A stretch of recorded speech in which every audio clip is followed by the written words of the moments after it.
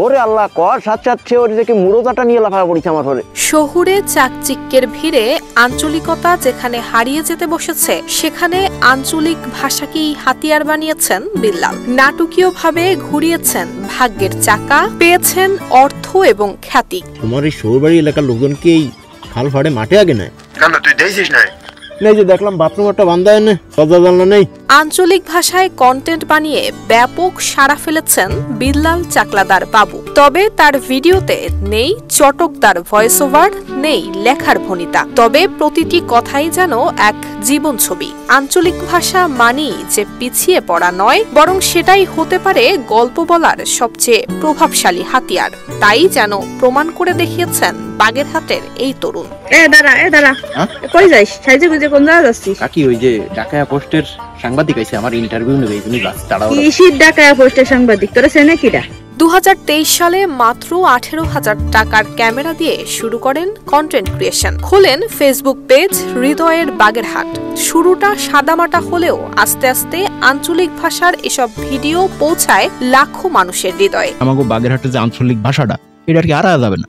মানে সবসময় আমাকে চেষ্টা করতে হবে যে আমাকে যে আঞ্চলিক ভাষাটা, এই আঞ্চলিক ভাষাটার কারণে আমার হৃদয় বাগেরহাট পেজটা খুবই দ্রুত, আমি মনে করি যে খুবই দ্রুত অনেক এগিয়ে গেছে, বা মানুষ খুব সুন্দরভাবে গ্রহণ করেছে আমার কন্টেন্টগুলো। প্রথম আয় ছিল $70, তবে এখন প্রতি মাসে বিল্লাল আয় করছেন 20 থেকে 30,000 টাকা। এই আয়ের একটি অংশ খরচ করছেন গরিব আর অসহায়দের জন্য। সিল্কোর সিল্ক অ্যান্ড শাইন, যাতে আছে আর্গান অয়েল ও ওট প্রোটিনের গুডনেস, যা আপনার চুলকে রাখে হেলদি অ্যান্ড শাইনিং।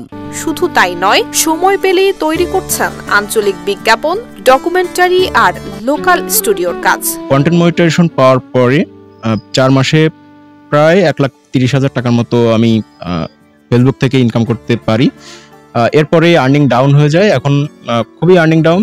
তারপরেও দেখা যাচ্ছে 10 থেকে 15,000 টাকার মতো আমি পাচ্ছি। আমার যে বিশেষ যে অন্য যে সাইটগুলো আছে, যেমন নির্বাচনী গান, প্রচারণা, এই কাজগুলো আমি পাচ্ছি। তাছাড়া যারা আর কি উদ্যোক্তা আছে, তাদের পাশে সবসময় আমি থাকার চেষ্টা করি। বাগেরহাট সদর উপজেলার রণজিৎপুর গ্রামে 8 সদস্যের পরিবার নিয়ে বসবাস করেন বিল্লাল। শুরুতে তার এই কাজকে কেউ সমর্থন না করলেও ভিডিওগুলো ভাইরাল হতেই বাগেরহাটের প্রিয় মুখ হয়ে ওঠেন বিল্লাল। হ্যালো কাকা। বাইপো কই তুই? কাকা আমি ইন্টারভিউর মধ্যে আছি, তুমি এর মধ্যে ফোন দিছো কেন? কিসের আপনার ইন্টারভিউ দিছিস? কিসের ইন্টারভিউ? তুমি বুঝবা ইন্টারভিউ কি? তুমি বোঝো তোমার বাপ কোনদিন ইন্টারভিউ দিছে? তুমি দিছো? এই সম্রাট, বাপটির কথা কই একদম। রাও। নুসরাত জাহান মেহেক, ঢাকা পোস্ট।